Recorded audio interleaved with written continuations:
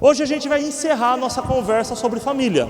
Nós já estamos conversando um pouquinho sobre a família que Deus quis para nós, não a família que nós queremos para cada um de nós. Nós já conversamos um pouquinho sobre o relacionamento marido e mulher, sobre pais e filhos, conversamos um pouquinho sobre o diálogo semana passada, e hoje a gente vai encerrar o assunto. Mas a gente vive numa sociedade hoje especializada em terceirizar o serviço. Se você quiser, tem serviço terceirizado para aquilo que você imaginar hoje em dia. Haja visto quantos restaurantes existem na cidade e quantos mais em potencial tem para abrir.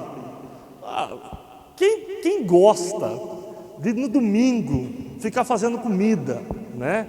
Aqueles que têm história, digamos assim, já está um pouco mais habituado a isso. Mas a geração que está vindo agora, se não vai almoçar na casa do sogro ou da sogra, vai para onde? Vamos para o restaurante. Eu vou economizar na louça para lavar, eu vou economizar no gás, vou economizar na sujeira em casa. A gente vive numa sociedade especializada em fornecer um trabalho terceirizado nas nossas vidas, né? Existia uma época, há uns anos atrás, que se o homem não soubesse trocar um chuveiro, era uma vergonha. Hoje em dia, não, contrata alguém para trocar o chuveiro, contrata alguém para trocar uma torneira, né? Até porque, né? Vamos e convenhamos, quando a mulher pede alguma coisa para o homem fazer, né? Amor, coloca o varal para mim no quintal. Quanto tempo esse varal vai demorar para parar no quintal, né? A gente vive numa sociedade onde, assim, existe uma falta de tempo. A gente não tem muito mais tempo para tudo que a gente fazia antigamente, né? E dada essa falta de tempo, cresceu essa especialização do serviço terceirizado, né? Haja visto, mães, se não tivesse as creches, o que seria de vocês? Ter que abandonar o serviço? Ninguém quer que isso aconteça. Graças a Deus existem esses serviços terceirizados. Não sei se vocês já viram, eu acho que em Pirassununga não tem um serviço terceirizado chamado marido de aluguel. Tem aqui em Pirassununga? Para que marido chama? Olha só, tá vendo? Para que marido, né? Você pode contratar um homem para fazer pequenos serviços na sua casa, sabe? Trocar o cabo do ferro, né? Trocar o chuveiro, trocar aquela borrachinha da torneira que não está vedando mais, né? Para que marido? A gente está perdido, é bom a gente melhorar em alguma outra coisa, porque já tem essa especialidade aqui em Pirassununga.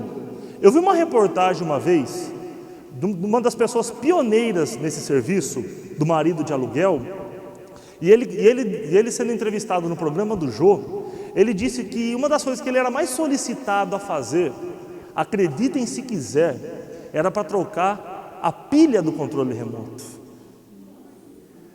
Isso parece um absurdo, mas aí tem uma explicação por detrás disso tudo. Quer dizer que a pessoa não sabe trocar a pilha do controle remoto? Ela sabe. Acontece que quando acaba a pilha, cadê uma nova pilha? Eu não tenho. Ou eu vou no mercado, compro uma pilha e troco, ou eu chamo o marido de aluguel que ele já traz a pilha. E aí ele falou que uma das coisas que ele mais fazia, às vezes ele chegava a trocar de 4 a 5 pilhas de controle remoto por dia. Então ele já tinha um estoque, ele ia na casa da pessoa e já levava as pilhas. Por quê? Eu não tenho tempo, não dá para eu sair no mercado, comprar as pilhas, às vezes eu não vou nem saber qual pilha que é, se é aquela fina, se é aquela palito. Chama o marido de aluguel que ele resolve o problema, né? Ou para que marido que ele resolve o problema. Só que tem algumas coisas que se a gente terceirizar, a gente corre muito risco. Quando a gente fala de vida espiritual da família, a gente corre esse risco. Porque muitas vezes nós terceirizamos a vida espiritual da nossa família. Qual a nossa expectativa? Eu vou levar meu filho para a igreja para ver se meu filho melhora, né? Eu já vi muitas mães falando assim, olha, na época que eu era seminarista em Jaú, seminarista, eu vou trazer meu filho aqui, conversa com ele, orienta meu filho. Terceirizando a vida espiritual dos filhos. A esposa às vezes terceiriza a vida espiritual do marido, o marido às vezes terceiriza a vida espiritual da esposa, né? Estou com um problema, vou levar essa mulher para o pastor para ver se o pastor acerta ela, né? Vou levar meu marido para o pastor para ver se o pastor acerta ele. Que isso? Terceirizando a vida espiritual das nossas famílias. Muitas vezes esse é o nosso desejo. Vou levar para a igreja, quem sabe lá não arrumou. Agora chegou um professor de escola dominical na igreja, bom, rapaz, está dando aula, vou levar meu filho lá para ter aula com esse professor de escola dominical. Quem sabe esse professor de escola dominical acerta a vida do meu filho. E aí a gente acaba terceirizando a nossa vida espiritual. Quer ver um exemplo muito prático? Né? Se eu pedir agora para a gente, não precisa fazer isso não, mas se eu pedir, abram suas Bíblias no livro de Ageu. Quem vai direto para o livro de Ageu sem procurar no índice? Pouquíssimos, provavelmente. Eu confesso que de vez em quando eu vou para lá, vou para cá, o livro de Ageu some da minha Bíblia, né? E aí eu faço uma outra pergunta. De nós que iríamos para o índice para procurar o livro de Ageu, qual foi a última vez essa semana que nós lemos a Bíblia? Você já teve aquele sentimento assim? Deixa eu ir para a igreja, tá? Bom, já tomei banho, já fiz a barba, já pentei o cabelo, falta a Bíblia. Onde que eu coloquei a Bíblia? Aí você começa a pensar. Quando foi a última vez que eu usei a Bíblia? Foi domingo passado quando eu cheguei do culto. Onde que eu deixei a Bíblia quando eu cheguei do culto domingo passado? Tá em cima do meu rack, vai lá e pega. A gente terceirizou a nossa vida espiritual. Eu deixei para a igreja conduzir a minha vida espiritual. Eu deixei para o mensageiro da noite, ou pastor, ou presbítero, ou aquele líder, conduzir a minha vida espiritual, porque eu não tive tempo durante a minha semana. Vamos abrir as nossas Bíblias em Josué, capítulo 24, somente o versículo 14 e o versículo 15, quando Josué dá um puxão de orelha no povo.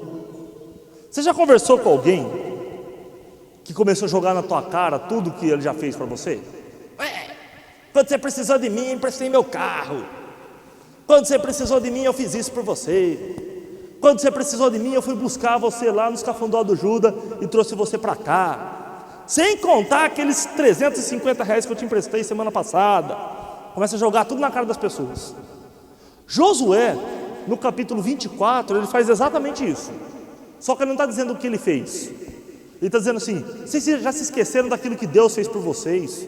Quando vocês estavam antes do rio Eufrates, quando vocês estavam abandonados, como Deus sustentou, como Deus deu vitórias, a terra que vocês estão hoje é Deus que deu. Josué, ele olha, nesse capítulo 24, ele joga na cara do povo mesmo tudo aquilo que Deus fez para a vida do povo.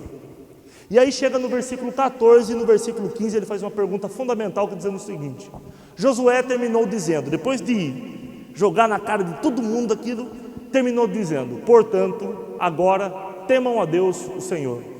Sejam seus servos sinceros e fiéis. Esqueçam os deuses que os seus antepassados adoravam na Mesopotâmia e no Egito, e sirvam o Senhor. Mas se vocês não querem ser servos do Senhor, decidam hoje a quem vão servir. Resolvam se vão servir os deuses que os seus antepassados adoravam na terra da Mesopotâmia, ou os deuses dos amorreus, na terra que vocês estão morando agora. Porém, eu e a minha família serviremos a Deus, o Senhor.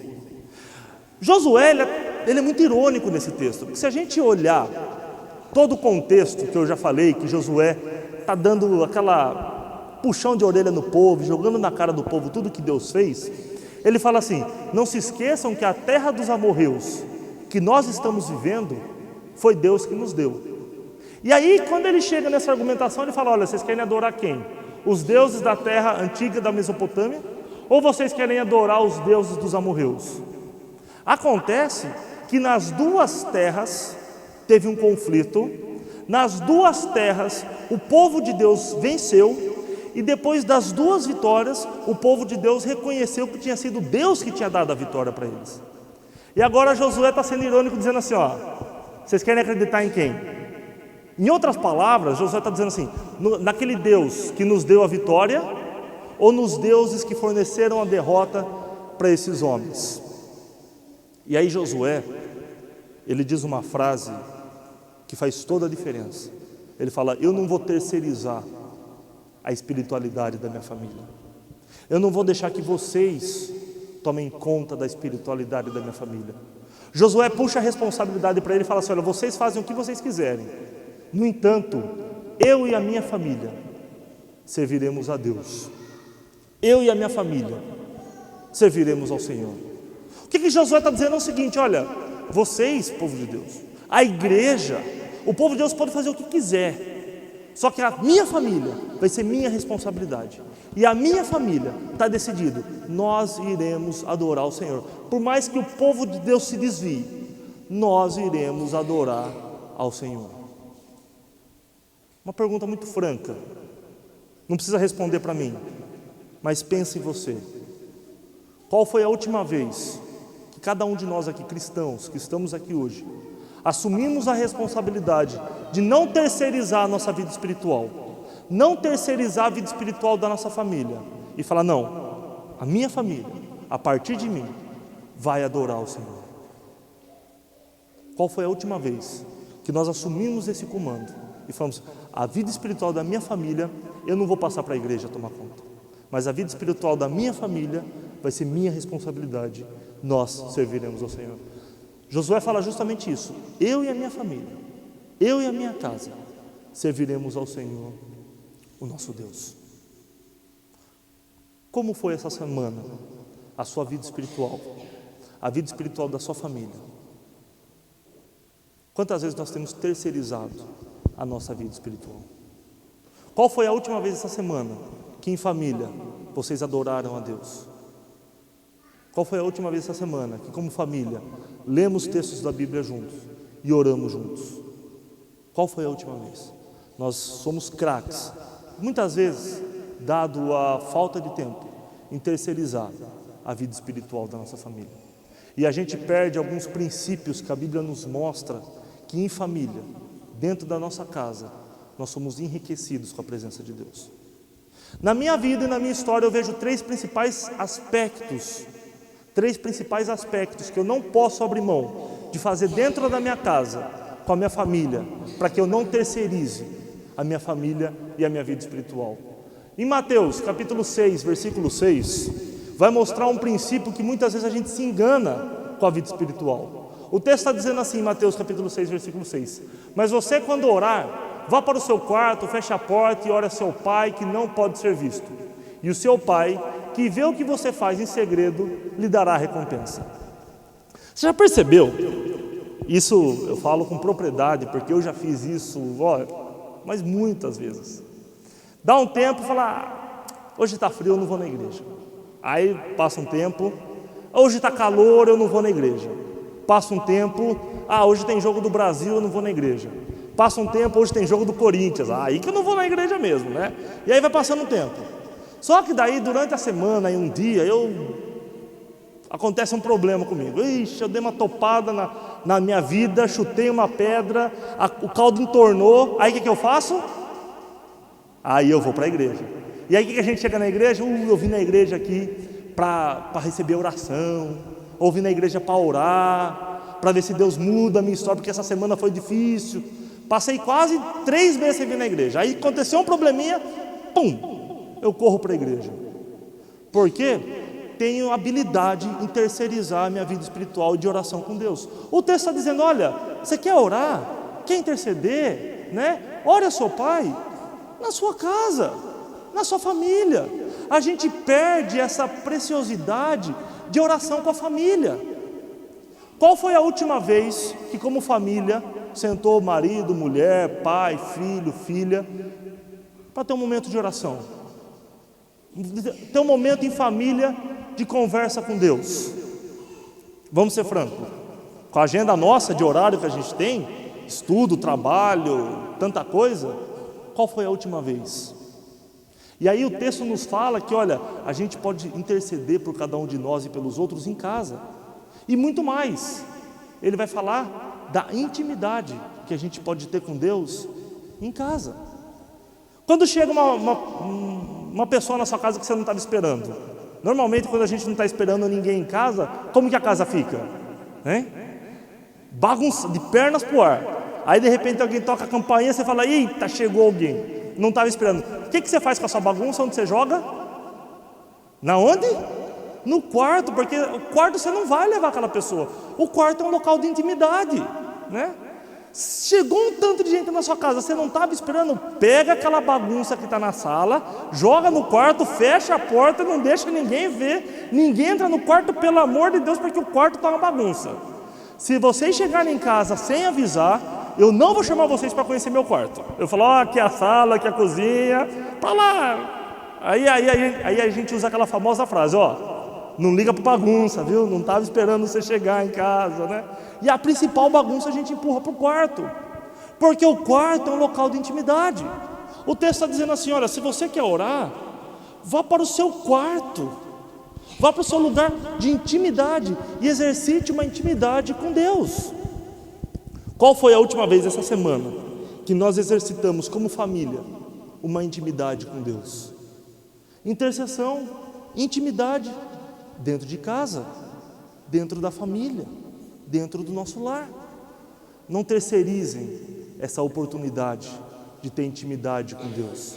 Não terceirize essa oportunidade de interceder ao Senhor pela sua vida. Não espera chegar no domingo para vir para a igreja. Faça isso durante a semana. E aí, um segundo ponto crucial.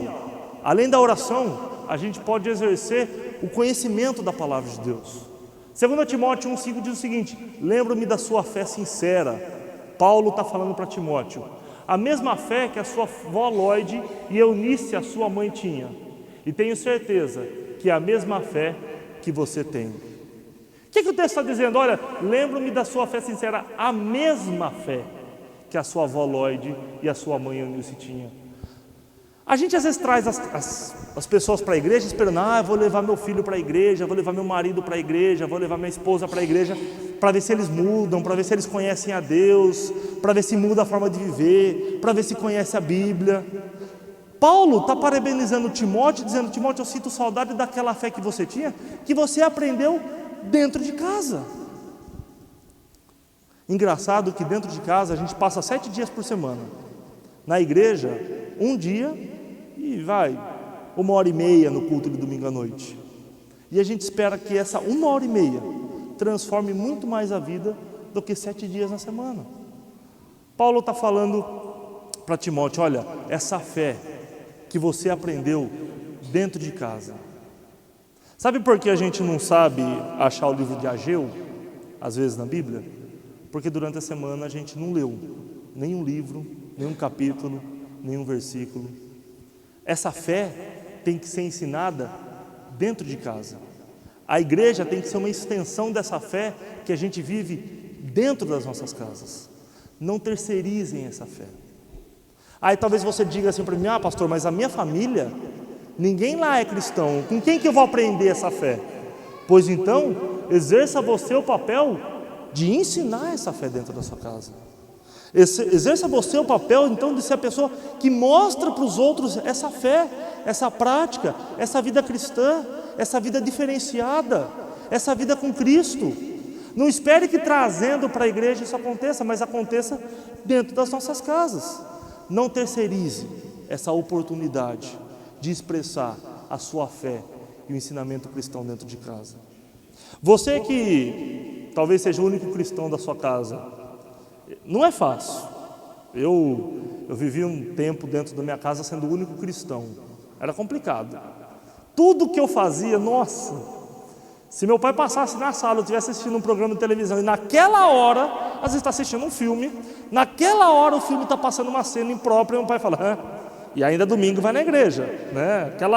Aquela cutucada, né? Qualquer coisinha errada, né? E ainda lembrava e jogava na minha cara constantemente aquilo que eu fazia, principalmente de errado.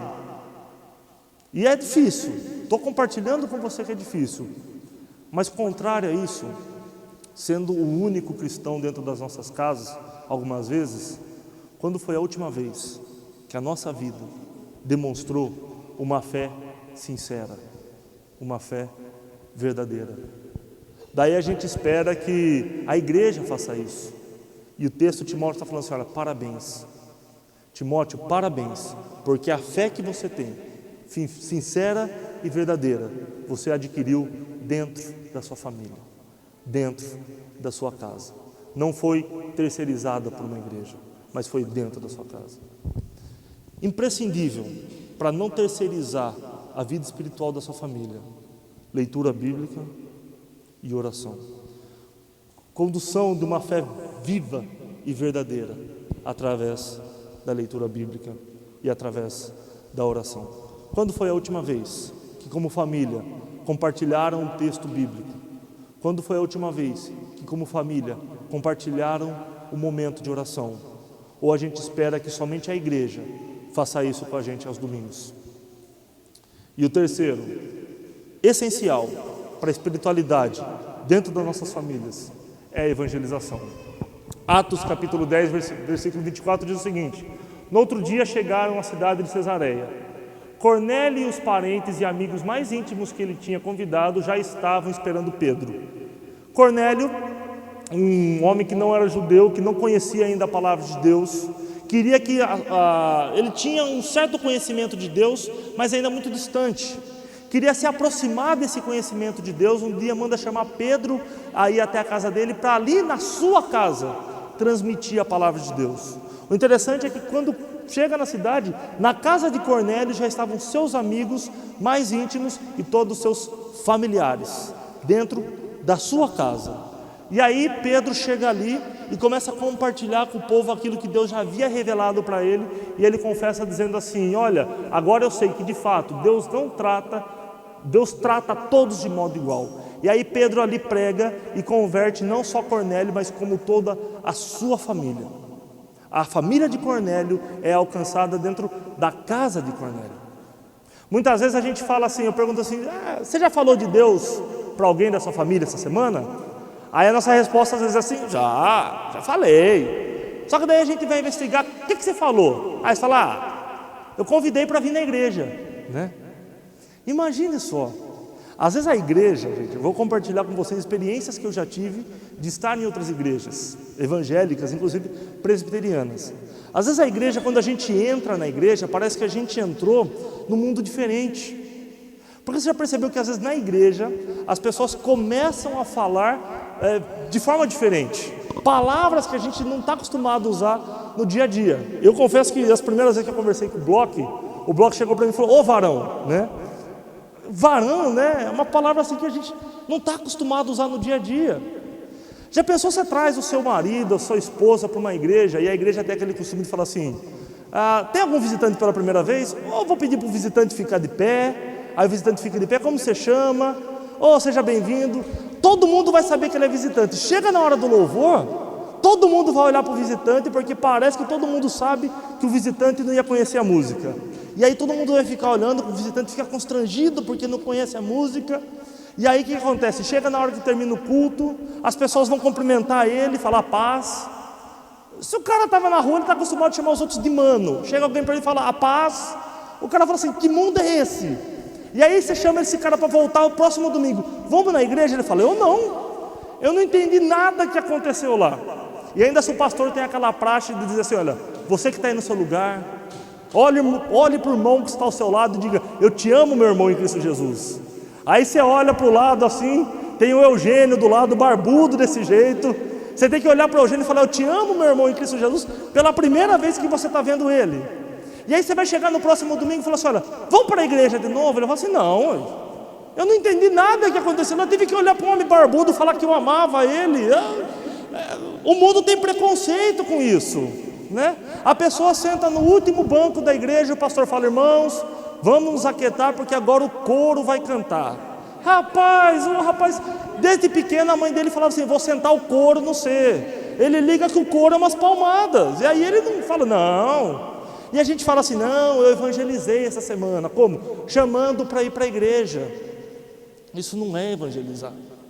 Cornélio levou toda a sua família e seus amigos à conversão dentro da tua casa, fazendo o quê? Levando o evangelho para dentro de sua casa, não levando a pessoa para um submundo chamado igreja, que muitas vezes nem a conversa, nem o palavreado é igual. É complicado, e a gente fala: não, evangelizei essa semana. Como? Levando a pessoa ao evangelho. Leva o evangelho até essa pessoa. Não terceiriza a conversão dessa pessoa. Não terceiriza a espiritualidade da vossa família. Não terceiriza a oração das nossas famílias. Não vamos terceirizar a vida de comunhão e fé sincera das nossas famílias com a igreja. Mas isso tem que ser levado para dentro das nossas casas. Uma pergunta muito simples, que responde o quanto nós temos terceirizado a nossa espiritualidade familiar. Quando foi a última vez que vocês fizeram aquela coisa antiga, velha, ultrapassada, tida por alguns como chata, chamado de culto familiar? Contar um testemunho para os irmãos. Se os irmãos quiserem, não é nada de extraordinário, né? Mas eu falo o Salmo 23 de cor, né? A pessoa fala, isso todo mundo fala, né? Não, tudo bem. O diferencial é onde eu aprendi esse Salmo 23 de cor. À noite, em casa, na cama, eu, minha irmã e minha mãe, num culto familiar. E eu me lembro que naquela época nós usávamos uma Bíblia chamada Revista e Corrigida. E o último versículo do Salmo 23, na Bíblia Revista e Corrigida, ela diz o seguinte: e habitarei na casa do Senhor por longos dias. E eu lembro que eu brigava, dentro do culto familiar, uma bênção, eu era desde pequeno, eu brigava com a minha irmã no culto familiar, porque eu queria dizer o último versículo só para eu dizer da seguinte forma: e habitarei na casa do Senhor por longos dias. Só para dizer isso eu brigava com a minha irmã num culto familiar em casa, né?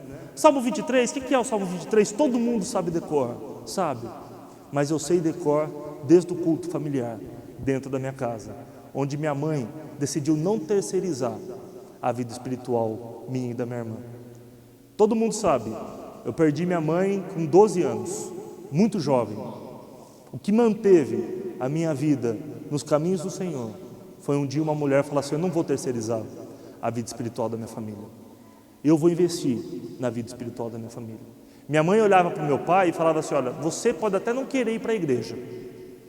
Eu sofri muito com isso porque meu pai é um alcoólatra até hoje, mas minha mãe dizia: eu, o Rafael e a Verinha serviremos ao Senhor, porque ela não decidiu terceirizar a vida espiritual dos filhos dela.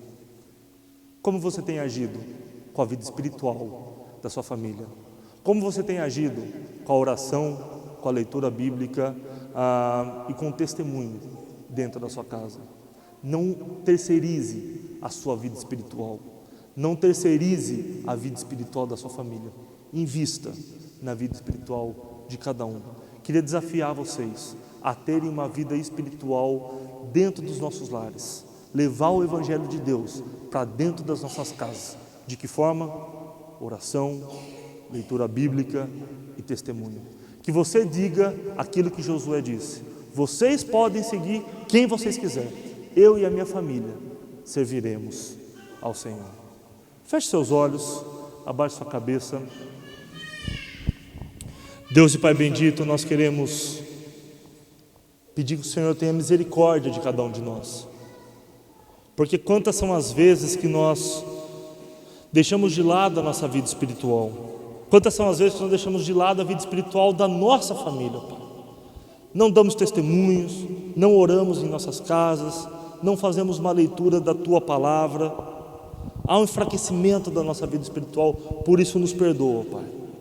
Deus, que seja o Senhor o centro das nossas vidas, que seja o Senhor o centro da nossa vontade, que possamos verdadeiramente investir na vida espiritual da nossa família, e que assim como Josué disse, a gente possa dizer que independentemente dos outros, eu e a minha casa serviremos eternamente ao Senhor, ó Pai. Essa é a nossa oração, nós a fazemos em nome de Jesus. Amém, Senhor.